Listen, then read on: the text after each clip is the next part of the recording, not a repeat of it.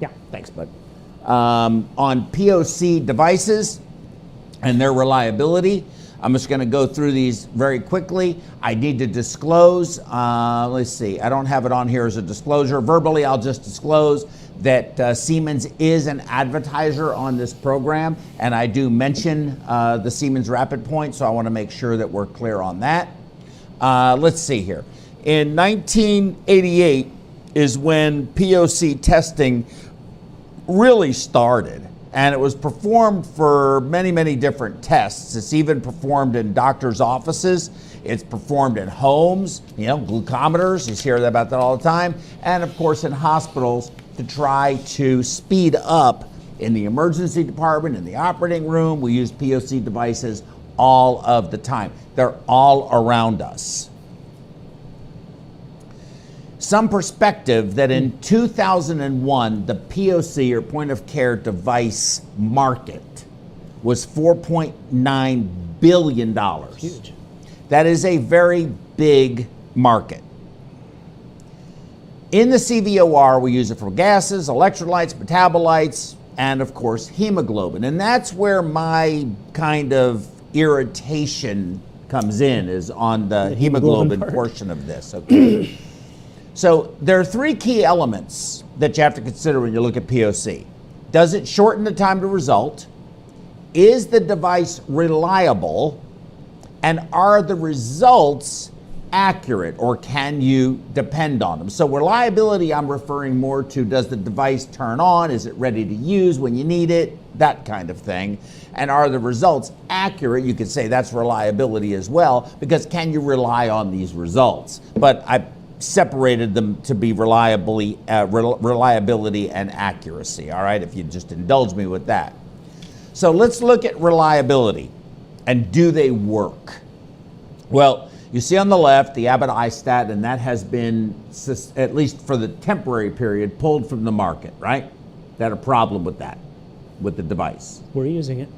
You're using it? Okay, they may have brought it back up. Yeah. But it was pulled for a period of time. They had an issue. The Siemens Rapid Point you see there in the center, or the second one from left to right, I'm sorry. Then I think that one is, the next one is the radiometer device, and then you have the GEM line. And all of these are there. It's some reason that Abbott came off the market, or the iStat came off. It was a big problem, it was a big issue. Really? Yeah, was it created an accuracy No, I problem, don't or? remember what the issue was. It may have been a quality control issue. I don't really remember. I don't remember. So I don't want to say. But of those four that I just showed you, only these three have co-oximetry. And co-oximetry is the gold standard in hemoglobin measurement. Electrical impedance, which is what the Abbott iStat uses, is not. It does not use co-oximetry, it uses electrical impedance. These are the two devices. Now, we also, you see there's an ACT machine, but why is that green covering there? Patrick, can you tell us? I think you know. Why is it there? In certain operating rooms, it's too cold to operate. The Siemens Rapid, Yeah, the Abbott iStat. The iStat, as well as I've seen that happen with the Hemogron as well. As with Too cold, yeah. But it is very common with the, I mean, it just, because I've had that experience. Sure. Yeah, That if the OR's cold, it's not going to work. Right. So you have to, and we like our operating rooms cold. And some surgeons colder than others, but most of the time these rooms are cold. So the only ones of these devices, and I'll plug the Siemens, even though, again, with the understanding that they are an advertiser, but this isn't a bias.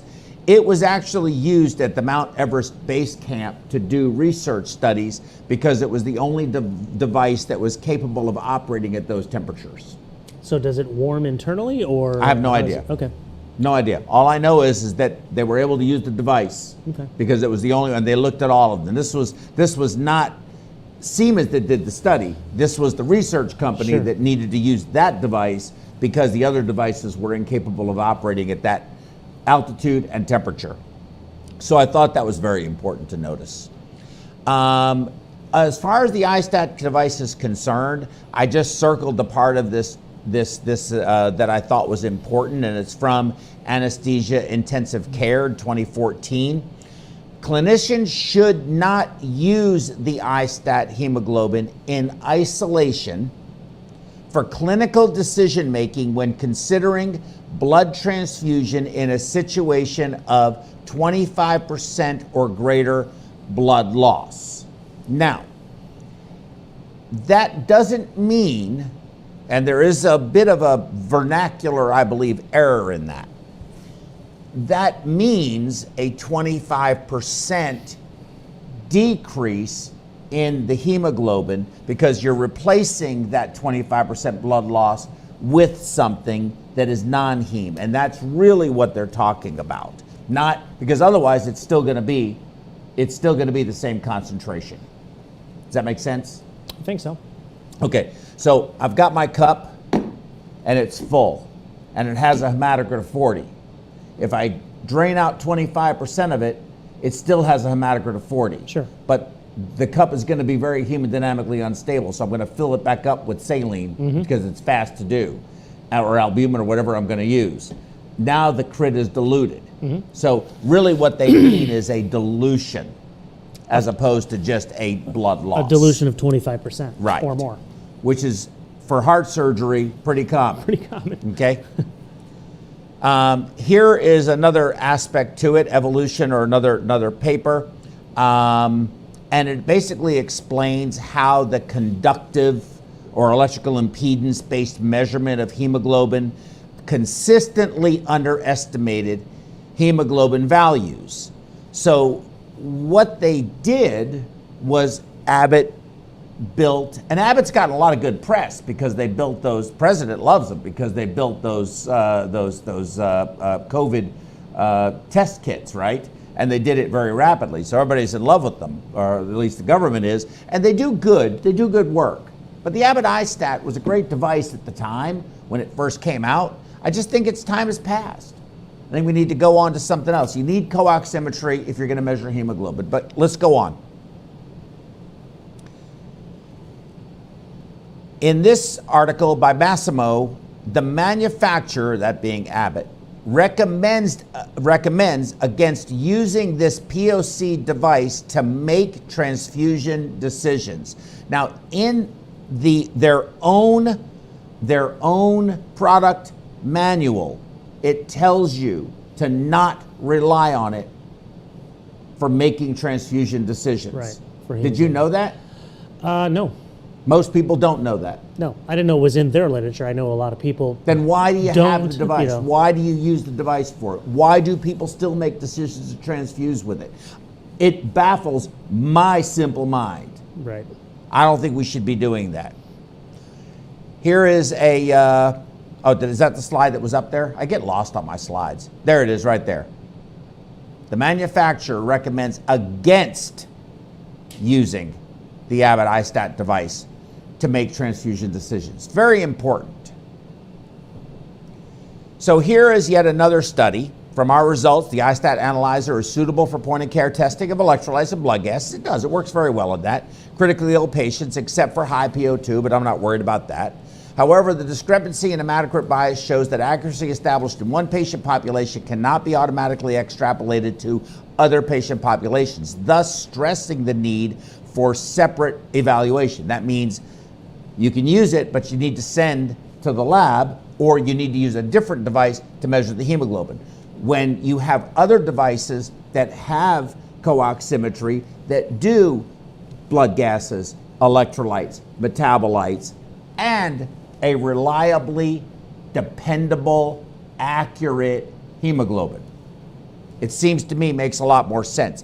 I frankly don't think the Abbott iStat device is a device that should continue to be used. It was a great device at the time, but I am very anti the device for a whole host of reasons. But this is one that really bothers me, the hemoglobin. And it's just kind of like this message. Your great aunt just passed away, LOL. Somebody wants to know why it's funny, and they said it's not funny. What do you mean? And LOL means laughing out loud. Obviously, she thought it meant lots of love. So she clearly, so that's kind of like when you get a result, a hemoglobin result on the iStat machine, or a hematocrit result on the iStat machine, what's it telling you? Right. So they have an algorithm, on pump or off pump. And this is how I feel when I have to choose on pump or off pump. That was my question. Interesting. I was just writing that question down. Yes, good. I'm glad I got to it. So I think this is a video. It is. Can you play that video? There it goes. So here's somebody doing an iStat.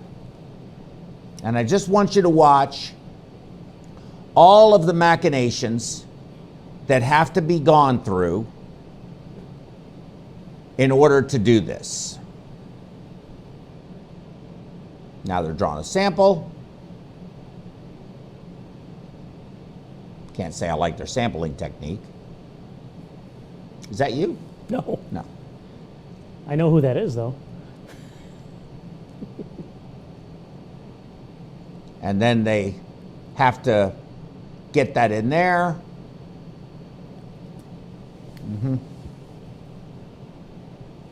Okay. Then they turn it on. And now you're going to have to choose on pump or off pump. Right. And get a result. So let's compare that to a friend of mine in a different place doing the same thing. Who, by the way, is at the bottom of the reservoir, I noticed there. Yes. So he doesn't have as much time to Right. to be away. He was actually off pump. I just had to He was off. demonstrate it. Oh, okay, Yeah. okay. That's it. He's back where he needs to be. You don't even have to move over there to do it. I used to set it right next to me. But it's a syringe lure lock. Now, the other devices, the radiometer device and the GEM, both good devices. I think they're good devices. But and there, see, the result was done. He just went back, clicked the button, and look, you're just going to get your results. And again, he was off pump, so you'll see the PCO2 looks weird on here. It faults out. And we covered the patient, so we wouldn't have an issue with that. But you basically see how quickly. That is way faster than an iStat is ever going to be. And the hemoglobin you get is a hemoglobin you can depend on. You can rely on it. Co-oximetry, I'll say it again, is a standard of care that you can use for transfusion decisions. Because if you can't rely on the hemoglobin or the hematocrit, and you give a blood transfusion to a patient who didn't actually need one, that's bad. Sure. It's just as bad to not give a patient a blood transfusion that actually does need one. And so I don't know how we continue to use this device, why we continue to use this device, and why people think this device is something that we should be using. In the 80s and 90s and 2000 and 2005, 2010 maybe, okay. This is 2020 and there's a lot better technology out there. So why do we continue to support this device? I do not have a good answer. Okay, fair enough. But could you touch on, if you don't mind, the differences between co-oximetry and the other technology? Light, and the electrical impedance is conductivity. But it is derived then from the hemoglobin, right? And then the hematocrit is extrapolated from the hemoglobin. And isn't the other one the reverse of that? It's the other technology? The reverse? No, I mean, I don't know if it's the reverse. I'm not an engineer, but I know that it measures hemoglobin a lot more accurately. You can measure both the hemoglobin, but the methemoglobin and the carboxyhemoglobins, but it's a method for measuring this. I don't know the engineering behind it, that is an accepted, validated gold standard. So that's, I think, what's important, is that there's no need for an algorithm. The hemoglobin is the hemoglobin is the hemoglobin, whether you're concentrated or you're diluted or you're on pump or you're off pump or you're normothermic or you're hypothermic. That technology, that methodology is validated as a gold standard. And I think that's the point. How exactly it works, I'm not an engineer, I don't know. Okay. All right. Good question, though. So if anybody wants to call and rant and tell me argue with me about how great the Abbott iStat is, please do. If I don't hear from anybody, then that validates that I'm 100% correct, which I'm assuming anyway. You know, not that not that I'm not humble, okay? But I really do feel passionately about this, and I've been trying really hard to get other technology into our hospitals other than the Abbott technology, the iStat technology, because I really feel strongly that we have. And I think this has happened throughout my career in other places, and I think it's happening currently in other places where decisions about transfusions are being made on something that is known to be inherently unreliably accurate. And I just think that's bothersome. I will tell you a story which is going to bolster your opinion. There was a hospital I was working at that had a problem where they just noticed that they were giving more, blood on pump than other hospitals. They were like, statistically, we're constantly, why is that? What's different? Same surgeons, same anesthesiologist group, everything was the same perfusionists. And the iStat that they had calibrated in the lab did not have the option to choose on pump or off pump. So it was defaulting to off pump, meaning all of our numbers were low. Wow. And that's why we were giving blood. Wow. That's that's bothering to me. Yeah. And yet the technology really hasn't changed. So I think the Abbott iStat has had a great run. I think it needs to be retired. And I think perfusionists all need to start requesting and in fact demanding a more accurate POC hemoglobin measurement, or we need to start sending our a purple top tube to the lab every time we want to know what the hematocrit really is. That's what I think. And that applies to the ICU on our ECMO patients as well. So they must use co-oximetry in the lab on their big equipment? They do. Yeah. Either that or they spin a crit. Yeah. I used to spin a crit. That was cool. Yeah. Yeah. So you've been around a while if you remember spinning a crit. My first job was... There's a lot of people that have no idea what spinning a crit is. Yeah. Well, good. Any other questions? From me, no.